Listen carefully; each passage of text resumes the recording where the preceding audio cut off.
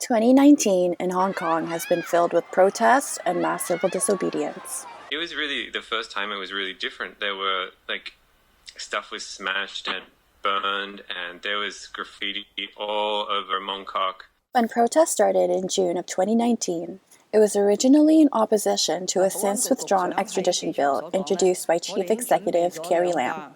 The protests have since turned into a movement known globally as 5 Demands, Not One Less, after police violence against protesters grew rapidly. Can this Hong Kong government promise they would stop any more school campus invasions and stop police brutality? In the face of unrest and violence, the combination of activism and art have become one of the most powerful tools of resistance in the city's pro-democracy movement.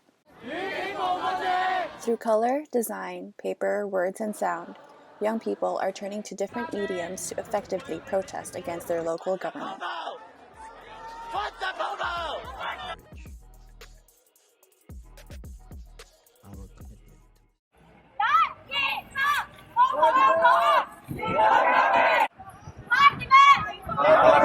Mimi Lee and the Torontonian Hong Kongers Action Group are amongst the millions of people in the world advocating for democracy in Hong Kong.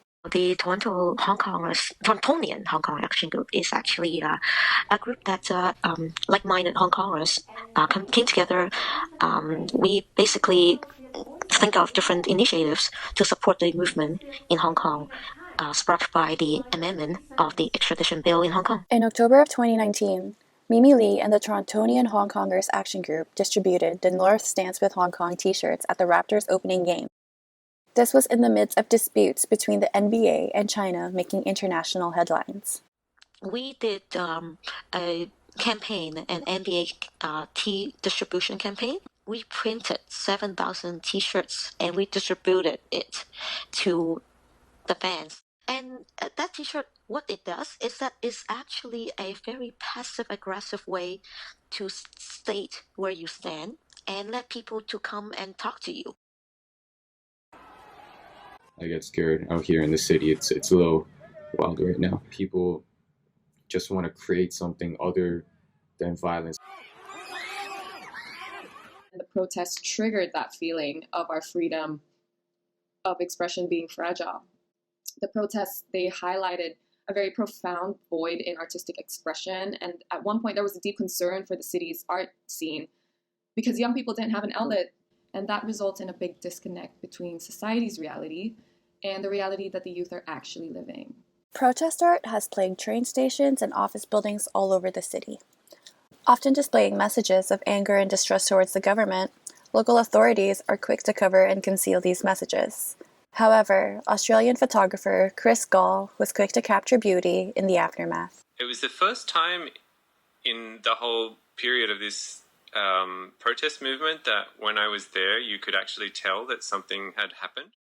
I walked past the tram stops in the city and I kind of looked at them and thought they looked really cool and interesting. And so it was the first time I'd ever really seen graffiti. And then also I just thought that it was really cool looking. I thought for a minute it looked like an artist had done something in there. And then I got up and realized what it was. And so I kind of just got obsessed with taking photos of them. I felt like they were interesting because they really unintentionally captured the feeling that I had from being there. It's weird to me that the original messages were written in this really passionate way. And then I have no idea who the cleaner was, but the way that they moved around that mop, it was like a calligraphy master. It felt sad to me that it took this kind of situation for the sort of feelings and the spirit of Hong Kong people to actually come out to the rest of the world. Like, it's always been there, but it's only now that people see this, in this kind of situation, that they see this kind of art and protest and like the kind of creativity and the spirit of the city. Frustration and resentment has been lingering within Hong Kong's younger generation for many years now. Young people have always been taught a very rigid set of manners and standards, to keep our mouths shut, to do what we're told, to sit pretty, and just let authority fuck us in the ass. Increasing influence from Beijing and an ongoing housing crisis has young citizens feeling hopeless and abandoned by their government. Stress and lack of space for sure. Pretty much if you live in Hong Kong, having 2-3 jobs is like, so, you know, like, give yourself a pat on the back, nobody gives a fuck kind of. Hong Kong's hip-hop community have long shared messages with undertones of animosity and rage through their music. I said, bitch, I ain't from China, I'm from HK. The scene here in Hong Kong, it's small, but it's inclusive. Yeah, you know, I'm from the city where you can't buy property unless you're born rich, sell drugs or hit the lottery, the landlord monopoly. Robbing me, so I'm a hustler, not cause I want to, cause I gotta be. Artists like Yuri, known as his stage name Tamiyama, are using beats and rhymes to express the frustrations of young people in today's Hong Kong.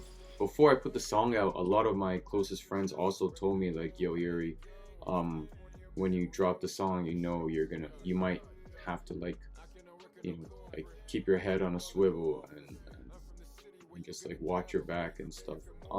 So yeah, I definitely had second thoughts about dropping it, but then there was a guy named JB who's also probably one of the biggest rappers out of Hong Kong at the moment, and he dropped a song that went viral named Fuck the Police, Fuck the Popo, and then that had like 6 or 7 million plays, and JB's still walking around in public just chilling, like out in Lamp by Fong, which is like the club district, and he's doing fine, like no one's put out a hit on him, so I was like, oh, fuck it. Like, when art and music become in tune with real life, it becomes a positive call to action, and society only moves forward from there. 7K for a house like a cell, and you really think we out here scared of jail? I did what I did, you can it was just a fleeting thought when I was alone in my room or whatever. Just like, dude, I paid like $7,000 for this house, which pretty much literally resembles like a jail room, except I have like all my personal belongings or whatever.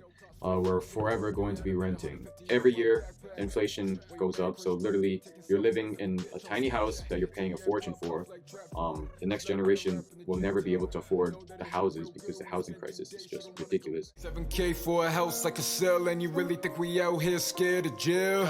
And I wrote that line in a song called 5 a.m. Minibus, which we shot the video for it and I released it way before the protest. So maybe not way before, but like 6 months before the protest maybe.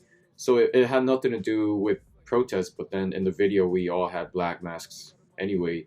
Yeah, the shit went viral. Somebody tagged it on the side of one of the road barricades in this neighborhood called Wong Tai Sin. Tell Reuters and CNN to give me credit or they gotta come and pay my bill, huh? And CNN posted it. I tripped out, and then it just took off from there. It was Reuters, and then I was the most scared when Joshua Wong, who is like kind of a controversial figure out in Hong Kong, he tweeted the picture, and so he tweeted, and he's like the face of democracy in Hong Kong, the Umbrella Revolution or whatever. He has like all eyes on him, and he retweeted it. If you're fully from here, if you're a local, it's like you're probably going to feel very trapped and very bleak about the future. So if you're not going the violent route or whatever, it's like let's do something positive out of this. That's why I guess a lot of people are just trying to direct all that negative energy, like take it from within themselves and just try to create something positive out of it. Not because, I mean, because we're kind of forced to, you know. It's either that or you're just out on the streets protesting and you're throwing bricks at police. I feel like we do have somewhat of a responsibility to you know, like stand for the people or whatever, because we're essentially the bridge between Hong Kong and the outside world. And if you try to extradite me, you can find me up in jail yelling free HK. Jab boy, put in work, double up on the same day. So I don't need the money, I don't do it for the fame. Everything I do is so HK. Yeah, I do it for the city and I do it for the gang. Red many bus change lanes. Ride with the mob plain Jane. I'm still Kowloon, ain't changed. Yeah, I do it for the city and I do it for the gang. 7K for a house like a cell, and you really think we out here scared of jail?